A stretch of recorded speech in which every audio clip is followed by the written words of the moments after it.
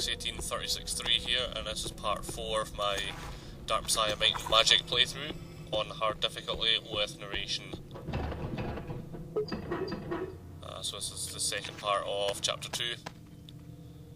The gleam of a cold knife in the manor that has been attacked by mysterious, I suppose you could say, assassins, actually called the Blackguards, hired by a wizard called Arcane, but we come across him later in the game, so I won't say too much about him right now.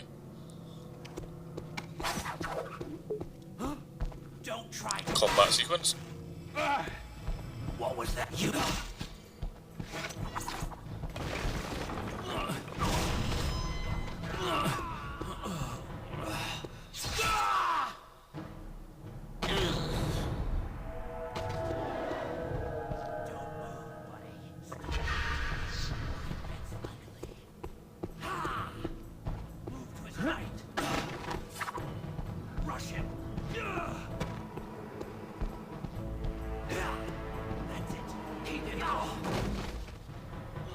It's always helpful to make use of any traps in the game. As you can see there, it's quite handy for just bowling them over. Trick is trying to lure the enemies into the traps.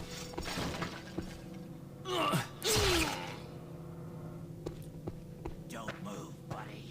Show some skill before I kill you in there, or it gets...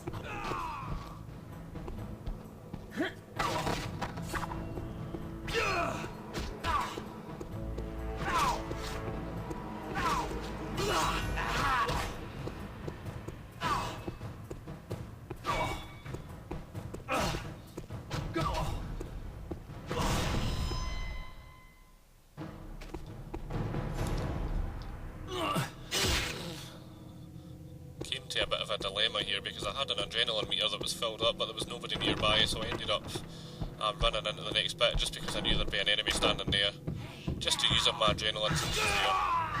And bang, he's dead. So I wanted to take a wee moment or two just to quickly clarify a few things I said in my last video. Now, I suppose I should apologise a wee bit. I have to be perfectly honest. For various reasons, I was just tired, a bit stretched for time. I have to be honest, my head wasn't quite in the game when I made my last video. Not that that's an excuse, but after watching the video back, and this was after I put it up onto YouTube, which is something that I don't normally do. I normally check the video back before I upload it, but like I said, I felt I was a bit stretched for time, so I just posted it up. And after watching it back, I have to be honest, I wasn't very happy with my narration for that video. I feel I didn't do a very great job of trying to explain the story. Not that there is a tremendous amount of story, but I felt I could have done a better job. Quick side note, this secret area right here, for some reason, awards you a skill point. And that shiny thing right there is, I think it's just called the wizard suit, or something like that. I don't take it because I'm not a magical character.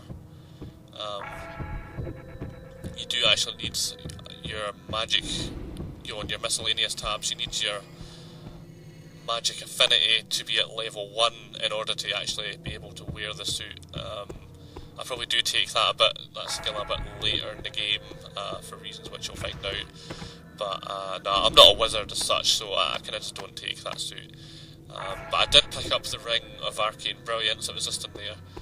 That awards you with a little bit extra magicka, or mana as it's called in this game. So it casts more spells. So I do take that. I don't use it that often, but it's nice to have.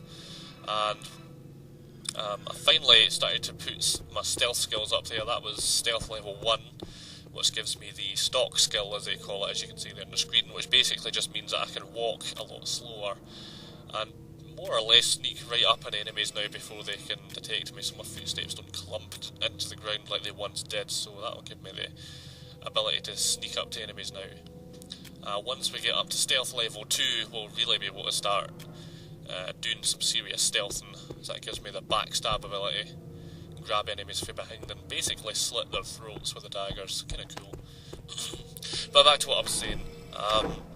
So I want to make a few corrections. In my last video I made a mistake with some of the names. I got the names mixed up and said them the wrong way around, so I want to just clarify right now.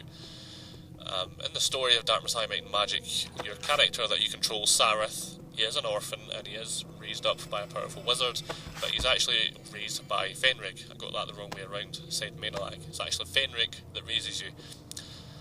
He has some mutual interest with this other wizard, Menelag, that lives in Stonehelm. So at the start of the game, you're sent into some random temple to retrieve the Shantiri crystal, as Menelag is in search of a powerful artifact called the Skull of Shadows, which is on an orc-infested island called Temple Island.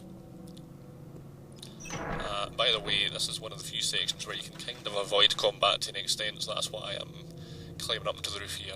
So, Temple Island is where this Skull of Shadows is rumoured to be housed, which may or may not tie into the old ancient prophecies of the Dark Messiah that can save the land or banish the evil demonic wizard for another 1,000 years, I believe it is.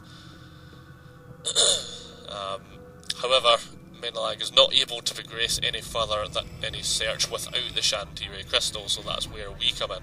During the prologue, we retrieve the Shantiri crystal and we get sent off on a quest to Stonehelm with the Shantiri crystal to deliver it to him. Seems simple enough.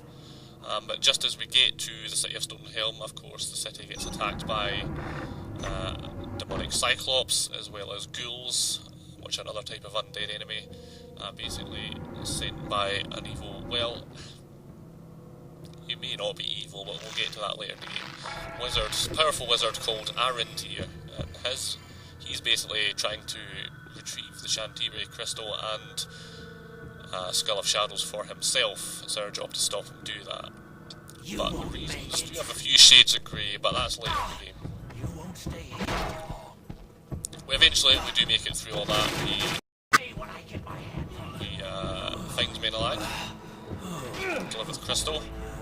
All's going well, except we get to this point in the game where sleeping in a manor, staying overnight, and we're supposed to be setting off on an expedition the next day with Fenrig and her niece Liana to go to Temple Island with the Shantiri crystal and start our search for the Skull of Shadows, except in the middle of the night the manor gets attacked by the Black Guards, that's what they're called. Hired swords, basically, by the wizard Arend here, who's also after these crystals. So that is, in a nutshell, the story up until this point. So I hope that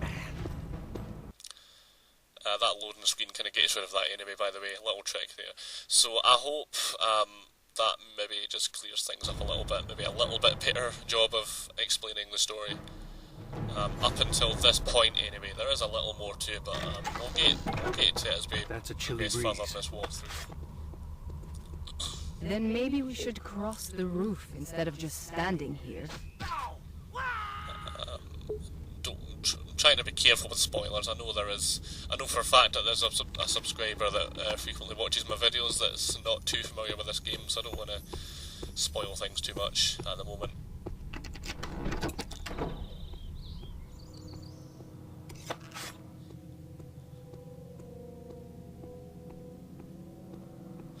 So yeah, back to that last little section there. So yeah, that was kind of, you may have noticed I more or less managed to avoid combat. This is a nice, quiet place. Oh, too bad we have other things to do. Jump up into the rafters here and more or less avoid combat. There isn't really anything to collect in that room, so it's up to you. You can just scoot through it. There are some sections in the game where I will do this. I will just try to avoid combat if I can. More so towards the end of the game. Chapter 9 in particular is a bit of a beast, so I tend to just speed run through the area. But just by so the you time... know, menelag is expendable. The crystal isn't. What do you mean? The crystal was for menelag. Menelag is convenient, that's all. What matters is getting the crystal to that temple, and you with it. You can draw your own conclusions from that. Kind of hints that the wizard Fenrig that sent us out here in the first place possibly has his own ulterior motives. But yeah, chapter 9. But the thing is, by the time we get to chapter 9, we will have most of the skills and the weapons that we'll need by that stage. We'll pretty much have the most powerful weapons available in the game by that point. We'll have our skills more or less to the point where I want them to be. And the enemies that you fight in chapter 9 are just ghastly and really, really tough ones, so What was that? I will be trying my best to just avoid combat if I can. Now this is another part here where I thought if I'd maybe just hid in a corner I could avoid having to fight those guards. It doesn't quite work out. I ended up having to tackle them in the end. I thought maybe if I just hide here for a moment, maybe that wouldn't things me. But as you'll see when I peek around the corner here, there's a guard just standing just outside the door. Doesn't look like he's moving anywhere. So I'm like, oh well, I guess I'll have to take him on. I was experimenting a little bit here. Normally I would kill the guards beforehand. Show some skill before I kill you. We've got him now.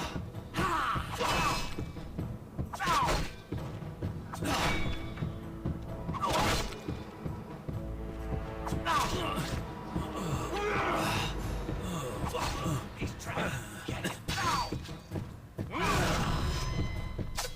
I got you. Die.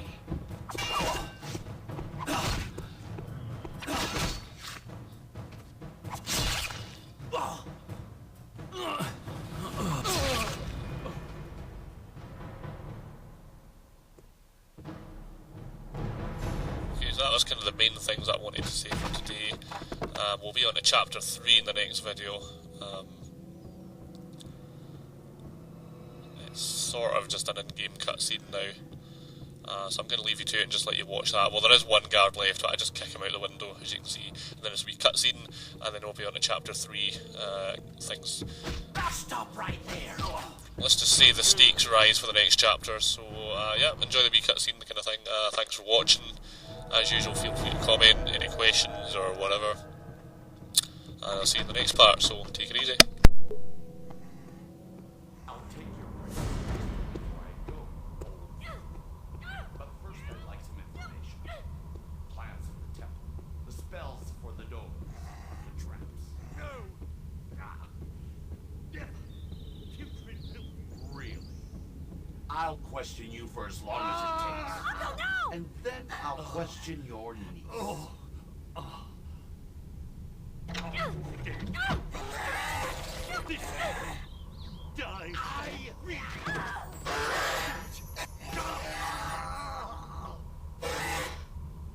Uncle!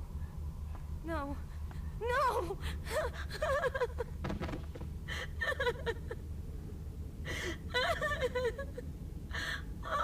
Leon, my dear. I'll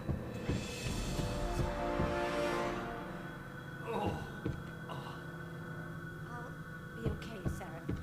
But the crystal! Oh no! Sarah, you must follow that ghoul! We can meet later at the boat.